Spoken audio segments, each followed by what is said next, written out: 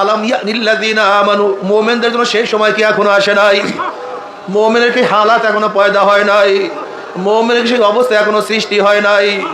আলাম ইয়ানিল্লাযিনা আমানু আন তাখশা কুলুবুহুম লিযিকরিল্লাহ, মাওলার জিকিরে, মাওলার স্মরণে তাদের কলবের মধ্যে ভয় ভীতি, কলব বিগলিত হওয়ার সময় কি এখনো আসে নাই? ওরে তুমি কি দেখো না এই মাওলার আশিকদের অবস্থা কি?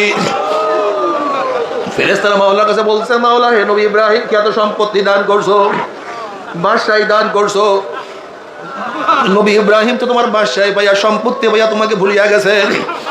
আমার মাওলা ডাক দিয়ে বলেন, আমার ইব্রাহিম আমার খলিল আমাকে কোনোদিন ভুলতে পারে না, আমার মহাব্বতের কমতি হইতে পারে না। কলে মাওলা পরীক্ষা করবো, কলে যাও যাই পরীক্ষা করো, দরজায় গিয়ে আমি মাওলাকে ডাক দাও। এক ফেরেশতা মানুষের সুরাত ধরিয়া ইব্রাহিম আলাইহিস সালাতু ওয়াস সালাম দরজায় আসিয়া বলে, আল্লাহু কারীম,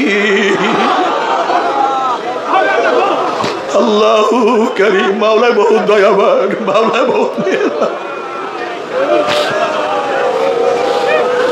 যখনই মাশউকের প্রশংসা শুনছে, মাশউকের তারিফ শুনছে, তখন ইব্রাহিম আলাইহিস সালাতু ওয়াস সহ্য করতে পারে নাই, মহব্বতের মধ্যে জোশ মারছে, দৌড়ায় বের হয়েছে। আমার মাশউকের নাম কে ডাকছো?